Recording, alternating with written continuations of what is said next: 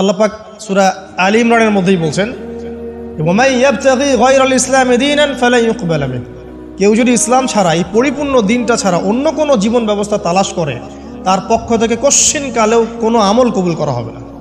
এটা কার কথা? আল্লাহর কথা। একটা জায়গায় আমি ফোকাস করি যে দিন পালন করতে গিয়ে সবচেয়ে বড় চ্যালেঞ্জটা হচ্ছে, সেটা হচ্ছে আল্লাহকে পাওয়া। কি করা? যে আল্লাহর কাছ থেকে আমরা এসেছি সেই আল্লাহকে দুনিয়াতে এবং আখিরাতে পাওয়া, এটাই চ্যালেঞ্জ। আল্লাহকে যে ব্যক্তি পেয়েছে সে দুনিয়ার সব পেয়ে গেছে। আল্লাহকে যে পায় নাই সে আসলে কিছুই পায় নাই, ইহকাল পরকালের কিছুই পায়নি। এখন আমরা আল্লাহকে পাবো কিভাবে? এটা বড় প্রশ্ন না? যে আল্লাহর কাছ থেকে, যে জান্নাত থেকে আমরা পৃথিবীতে চলে আসলাম, আর সেই জান্নাতে যেতে হলে তো আমাকে আল্লাহকে পেতে হবে। আল্লাহকে পেতে হলে আমার কি কি করণীয়? খুব শর্ট করে আমি কয়েকটা পয়েন্টস আপনাদেরকে শেয়ার করছি। 1 নাম্বার, আল্লাহকে পেতে হলে অবশ্যই তার নবী মুহাম্মদ সাল্লাল্লাহু আলাইহি ওয়াসাল্লামকে অনুসরণ করতে হবে। এছাড়া আল্লাহকে পাওয়ার দ্বিতীয় কোনো পথ নাই। আল্লাহকে পেতে হলে অবশ্যই তার নবী মুহাম্মদ সাল্লাল্লাহু আলাইহি ওয়াসাল্লামের আদর্শগুলো জীবনের প্রতিটা ক্ষেত্রে বাস্তবায়ন করতে হবে।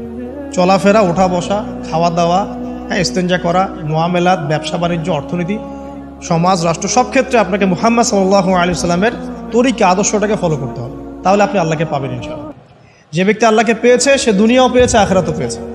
যে আল্লাহকে পায় নাই, দুনিয়াও বরবাদ, আখিরাতও বরবাদ। 1 নাম্বার তাহলে কি কাজ? আল্লাহ পাকের সর্বশেষ নবী মুহাম্মদ সাল্লাল্লাহু আলাইহি ওয়াসাল্লামকে অনুসরণ করা, তার আদর্শ মেনে চলা, 1 নাম্বার। 2 নাম্বার হচ্ছে 5 ওয়াক্ত নামাজ। আল্লাহকে পেতে হলে নামাজ লাগবে। নামাজ নাই, আল্লাহ নাই।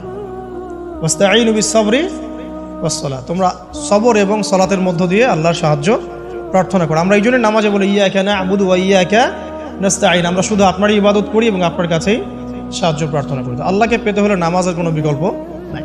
যে ব্যক্তি নামাজ পড়ে না, আল্লাহর সাথে তার কোনো সম্পর্ক নেই, নো কানেকশন। আপনি যে কোনো কিছু চাচ্ছেন, সেজদায় পড়ে আল্লাহর সামনে আত্মসমর্পণ করেই চাইতে হবে। ওয়াসজুদ ওয়াক্তারিব, আল্লাহ পাক কি বলেছেন? সেজদা করো, নিকটবর্তী হও। তো ব্যাখ্যা অনেক করা যায়। নামাজ না পড়লে কিন্তু মানুষ কুফরিতে লিপ্ত হয়। যে ব্যক্তি মান তারাকা সালাতান মুতাআম্মিদান ফাকাদ কাফারা, যে ব্যক্তি সালাতকে অস্বীকার করে, ফরজ নামাজকে অস্বীকার করে, সে ব্যক্তি কিন্তু কুফরিতে চলে যায়। ঠিক আছে? তারপরে বাইনা রাজুলি ওয়া বাইনা শিরকি ওয়াল কুফরি তারকুস সালাহ, একজন মুমিন বান্দা এবং অমুসলিমদের মধ্যে পার্থক্যই নামাজ। নামাজের বিষয়ে অনেক কথা আমি আগেও বলেছি, আপনারা শুনেছেন, অন্য আলেমদের কাছেও শুনেছেন। এক বাক্যে নামাজ না পড়লে ইসলামের রশিটা কেটে যাবে।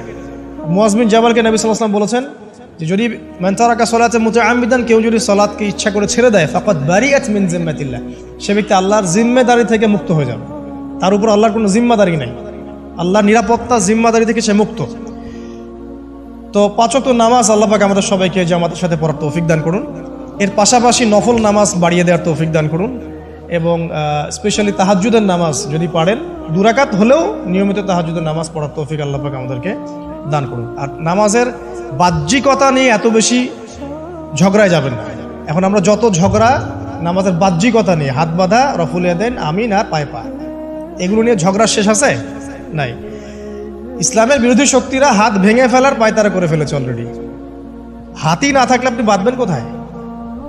মনে করেন আপনার হাতই নাই, বাঁধবেন কি উপরে না নিচে? এই হাত তো ভেঙে ফেলার পায়তারা করা হয়েছে। এখন আপনি পড়ে আছেন বাঁধার কোন জায়গায় বাঁধবেন সেটা নিয়ে, অথচ পুরো বৈশ্বিক চক্রান্ত মুসলিমদের বিরুদ্ধে হাতটাই ভেঙে ফেলে দিবে। তুই বাঁধবি কোথায় হাত? তারপর দেখবো। এটা আমরা বুঝতে পারি না।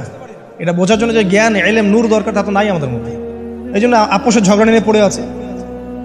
যে ছোটোখাটো যে ইখতিলাফি মাসআলাগুলো চলে আসছে দীর্ঘদিন থেকে, এগুলোর কোনো সমাধানে আসতে পারবে না কিন্তু কেউ। পক্ষে বিপক্ষে কথা চলতেই থাকবে কিয়ামত পর্যন্ত, ওইগুলো নিয়ে আমরা ব্যস্ত আছি। তো আমি রিকোয়েস্ট করবো নামাজের আধ্যাত্মিকত্বের দিকে ফোকাস করুন। নামাজের আধ্যাত্মিকত্ব কি? আপনি আল্লাহর সামনে দাঁড়িয়েছেন, দুনিয়ার সাথে এখন আপনার কোনো সম্পর্ক নেই, আপনি এবং আল্লাহ, মাঝখানে কিছু নাই।